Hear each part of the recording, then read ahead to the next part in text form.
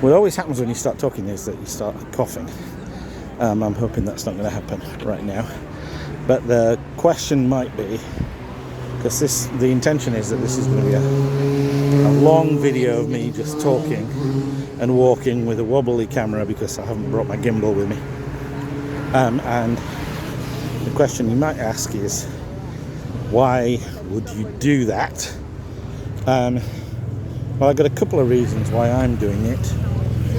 One is that last 2 years I've done a fringe show at the Edinburgh Festival Fringe.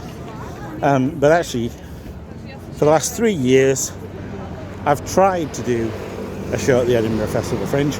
First year I failed. I had this idea that lots of people would drop out, and when they dropped out, then I'd be able to use their slot.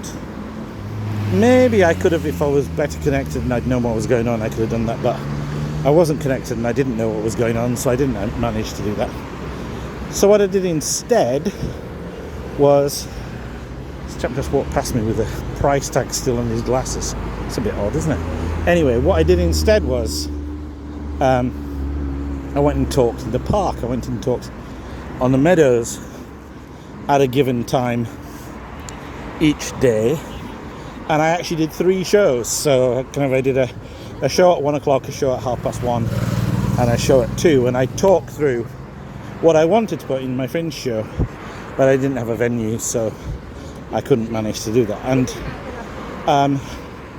I don't know exactly why I did that, but I found out something very interesting from doing it, which is that just talking in the open is actually quite a good way of arranging your thoughts.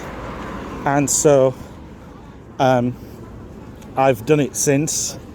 In preparation for my show last year, I walked around Kalamaria, which is over there. You don't know that I'm in Thessaloniki. I'll tell you now that I'm in Thessaloniki. Gorgeous Greek city, second biggest Greek city, and it has a very nice area called Kalamaria, and I walked around it a lot and tried to do my show basically. And so today, one of the things I want to do, like with a careful eye on time, is to try and talk about the prisoner's dilemma and project management. So kind of mashing those two together and calling the project manager's dilemma. And as I was talking about that, I was realizing that one of the great difficulties of talking about it is getting the payoffs in the matrix, the prisoner's dilemma, right. And if I am going to do the talk this afternoon, I think just so that I'm not taxing my brain, I'm going to put those payoffs on some slides and talk to those slides. I don't normally like talking to slides. I mean, that phrase sounds wanky in itself, doesn't it? But I don't normally like having slides for my talks, but for this I think at least I need 2 slides, so that I don't spend the whole of the 5 minutes just fretting over introducing the prisoner's dilemma. So let's try and introduce the prisoner's dilemma and forget about the payoff matrix and assume that I can put in a payoff matrix.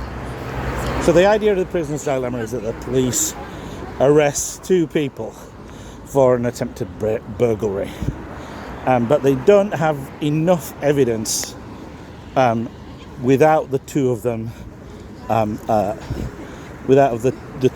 kind of ratting on each other. It's called defection in the language of game theory, to send them away for a long time. They've got enough information to kind of send them away for a bit, but they don't have enough information to send them away for a long time. And so what they do is to they say to each of the guys, look, you know, if you rat on the other person, then you'll get off scot-free and they'll go to jail for a long time. But if you keep quiet, then the other guy is probably going to rat on you and you'll go away for a long time. And so the way that the payoffs are set up are that if you rat on the other person and they don't rat on you, then you'll get off scot-free. If you both rat, then you probably both go down for a reasonable amount of time. And if you don't rat and the other person rats on you, then you'll go down for even longer. And quite why you go down for even longer if you don't rat and the other person rats is not exactly clear.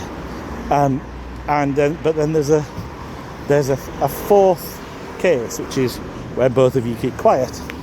And if both of you keep quiet, then you don't go away for as long, because the police don't only have the evidence that they managed to gather by themselves. They don't have any other evidence. And so the interesting thing about this, from the point of view of these prisoners and doing it for just one time, is that if you look at the matrix, you look at the payoff matrix, there's no rational reason for doing anything but ratting on the other side, because if you rat and the other person doesn't rat, then you get off scot-free, and if you don't rat and the other person does rat, then things go badly. This is a bit I need to work on as well. This is called the dominating strategy. I'm going to use whoever I talk to tonight as a practice audience for this, but I realise I don't exactly understand it. But basically, if you look at all the different options, there is no better option if this is just happening once than kind of ratting on the other side. Now, where this gets interesting is what happens if this happens over and over and over and over again. So now you realise that these prisoners aren't real and we're in thought experiment territory, because they couldn't be continuously ratting on each other or not ratting on each other and continuously being caught by the police and being sentenced to multiple years in prison, etc. So this is kind of like, it's obviously now a thought experiment. But the interesting thing is, in the late 70s, somebody realised that you could write computer programs that could play this game and decide when it was a good idea to rat and when it wasn't a good idea to rat.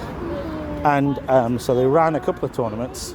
And the interesting thing about the first tournament was that the algorithm that won was an extremely simple algorithm, which basically it played cooperate, so not ratting on the other person, for the first round, and then after that it played whatever the other player played.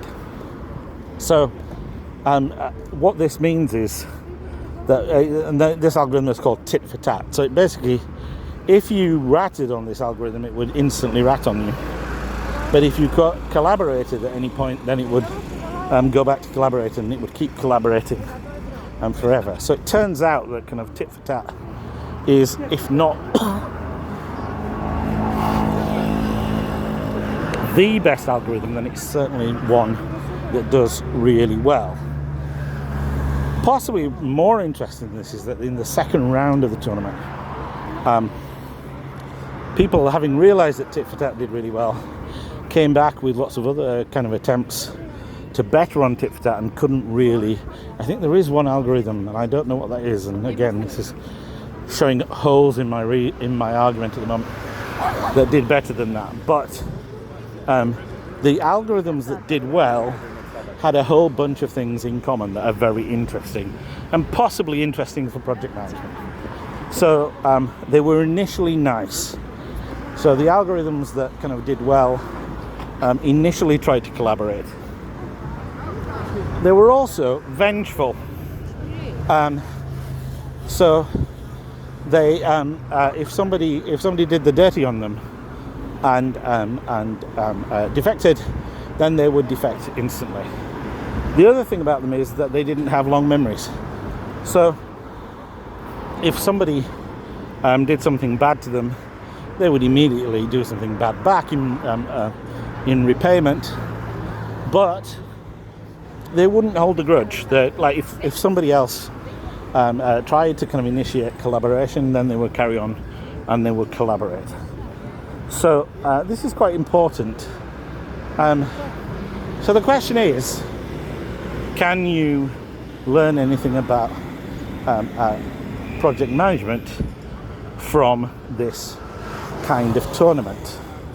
And it's kind of tantalising, because anybody who's worked in project management would realise that you're in situations where you can either cooperate or really not cooperate with lots of people all the way through the process. And so one of the typical kind of pieces of opposition is between the development team and the client, the management, who are wanting whatever the project is.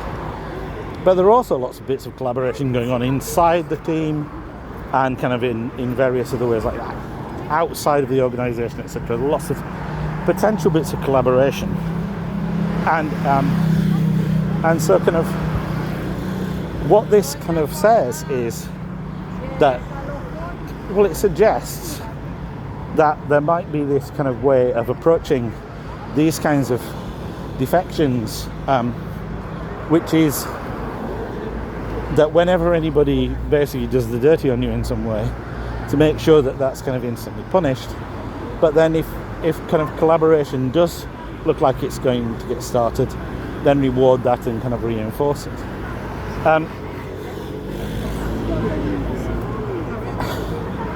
One of the interesting things about the kind of tournaments that will run after the initial tournament is that there's this idea of, like, if you have an environment where everybody is defecting, then you can build collaboration in those kinds of environments quite easily if you can find anybody else to collaborate with. And so I think there are kind of a whole bunch of kind of consolations, and maybe this is what I'm going to try and catalogue tonight and kind of like get out of the talk, because I think I've talked too long. So one is that if you're going to accept that when somebody does the dirty on you, you need to do the dirty back, then you're going to have to accept that it's not that big a tragic deal when people try and betray you. It's just them trying to play the game so that they get the best payoff. And so what you have to do in those kinds of situations is make sure that you kind of like respond, make sure that they know that you've responded to their defection with some defection. And of course there's a tricky business there about, if the people who've defected on you are clients, how do you do that? Do you kind of say, well, because you've done this, we're going to have to take some of the scope out because you've added extra costs, or because you've added this deadline that's come from nowhere, we're going to have to do this kind of reorganisation. You basically show them the taximeter. That's an interesting question. How do you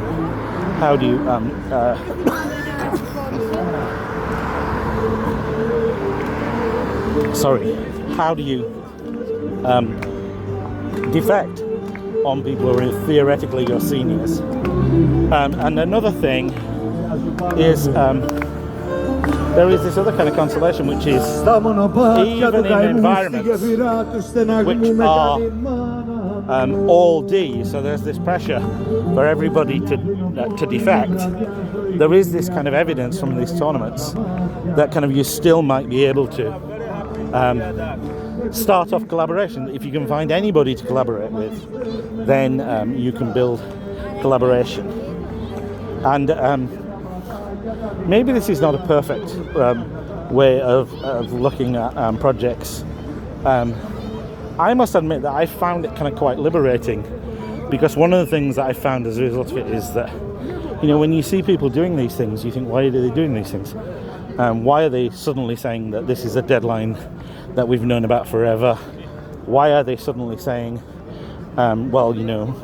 hidden inside this piece of scope is this other massive piece of scope, and you should have known about that all along? And of course what they're doing is they're doing something that is in one sense rational, which is they're trying to get the best payoff from the game for themselves. The insight of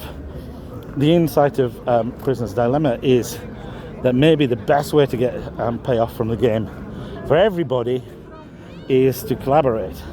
And the other thing is, the other kind of consolation is that even in environments which are all D, then if you can find somebody to collaborate with, then you can. I think there's some evidence from the tournaments that, like, if you can start some collaboration off, then those you have some kind of like ecological environment where algorithms that score well become more prevalent in the environment, etc. Something like that. If you can get any collaboration going at all, then you can collaboration will eventually dominate, which is really, really interesting. And there's one final thing, and I can't remember what it was now. Oh yes. So one problem for all of this, especially for the idea of tit for tat, is that essentially the way that projects get started very often involves a bunch of defections, a bunch of betrayals. So what do I mean? Well, if you think about an archetypal kind of bidding process for a job, then essentially the clients are saying, we'll only give you the work if you bid low, and so the suppliers have to bid low. But in order to bid low, the suppliers are essentially having to be dishonest about what they can do for the money, and they're banking on finding something at some point where they can say, oh, well, this wasn't included in the initial contract and we're going to have to charge more for it. And very often what's happening is that people who are asking for the bid are kind of hoping that the suppliers won't notice that enormous amounts of extra work are required for the price. So the kind of archetypal situation where somebody's won a bid, both sides have essentially betrayed the other side already.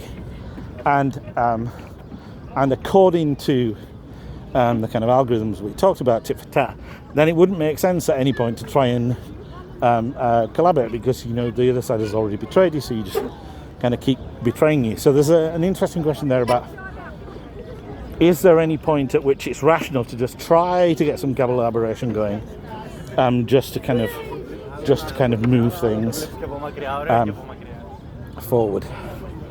Okay, so that's talking about the prisoner's dilemma, and it was really interesting to do it because what I realise is that I'm probably going to have to rely on some crutches this afternoon, because I can't remember all the bits, and some of the bits I'm a bit hazy about. So I'm going to talk about that for 5 minutes this evening, and talking about it will definitely get it clearer. Talking about it now has definitely got it clearer. And why am I talking? That was the other thing I was going to talk about, is why am I talking? So two reasons. The one that I talked about earlier is that when I was in Edinburgh, I realised that just talking is a wonderful way of getting your ideas clear in your head. I don't know why that is. I do certainly know that I have a very oral memory, and sounds are very important to me, and so maybe hearing my own arguments is part of what's going on there.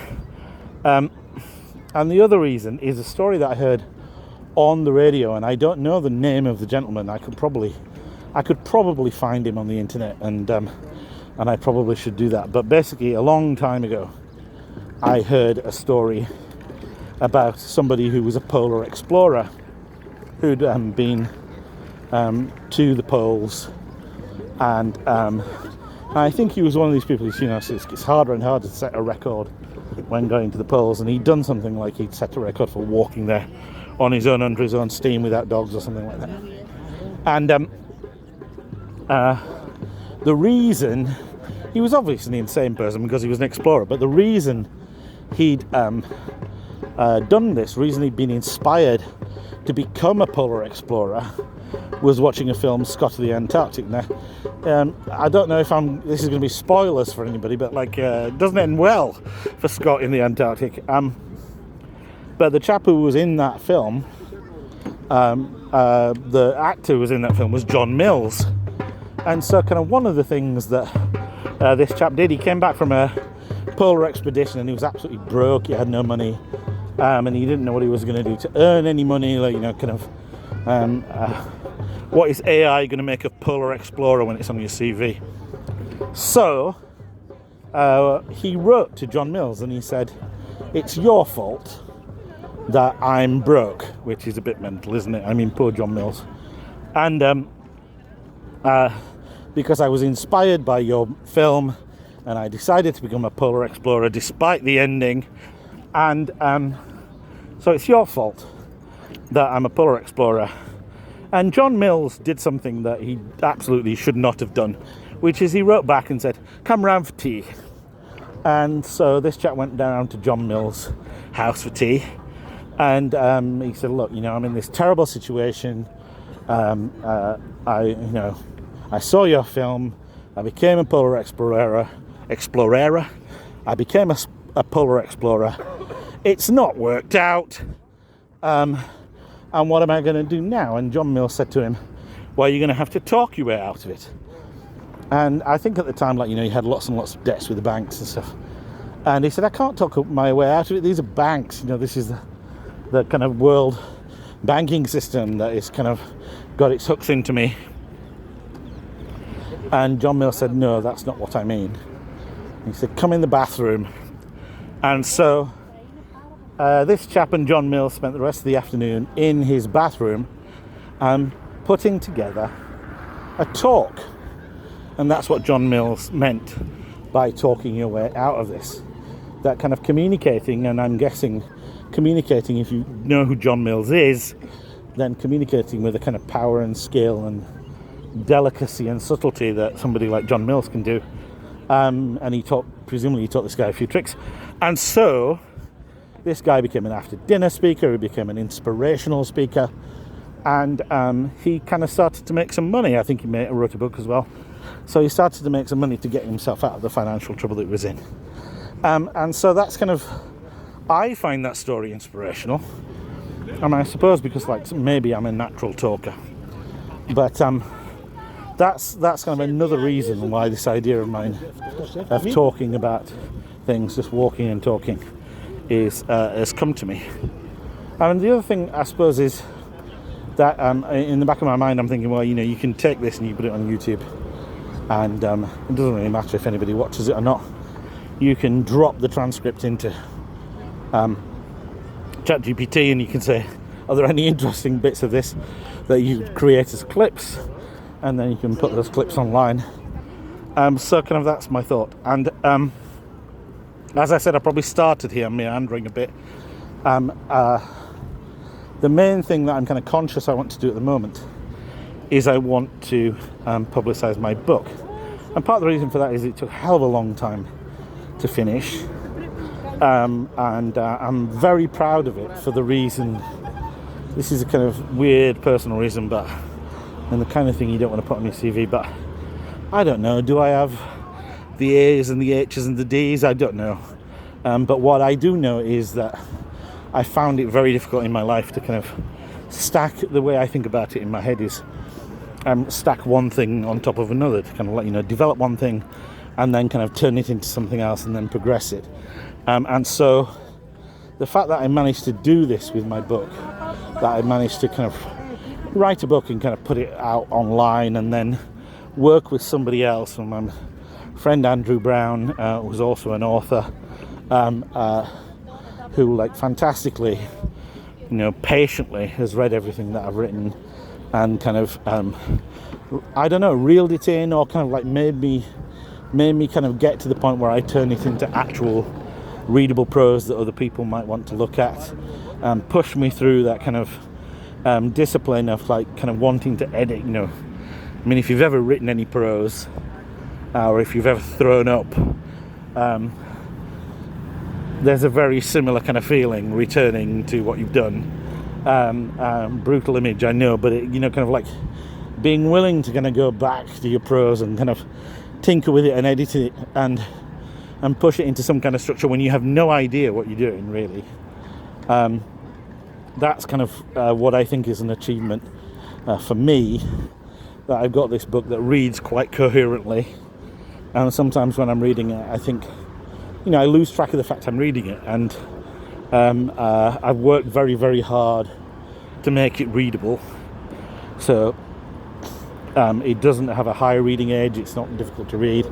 I'm haunted by I can't remember his name, I can't remember anything, but I'm haunted by a quote that I read in a book about writing book proposals that said, well, you've got to remember when you're writing non-fiction that you're still in the entertainment business, and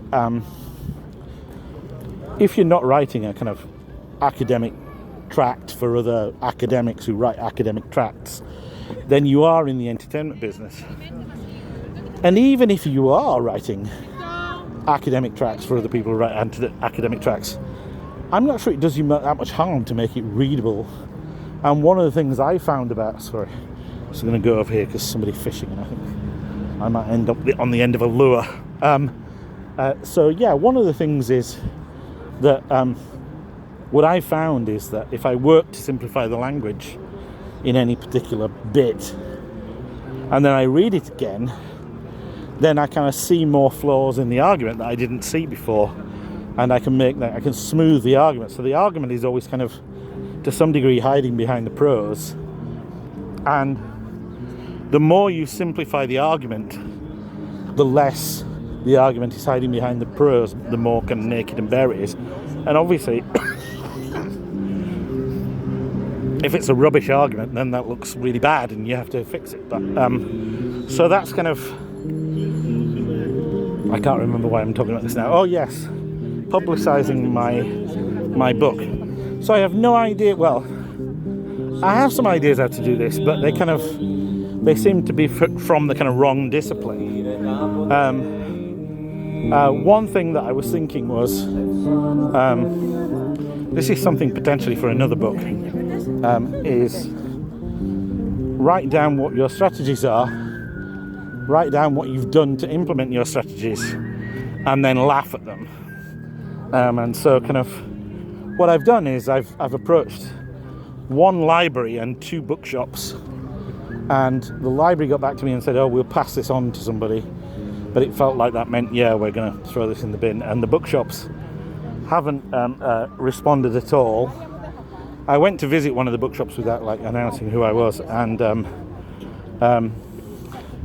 I know you're supposed to love independent bookshops, but there were a couple of things about it that I didn't like. One was clearly they're kind of not interested in trade books like mine. I think that's what my book is called. It's a trade book.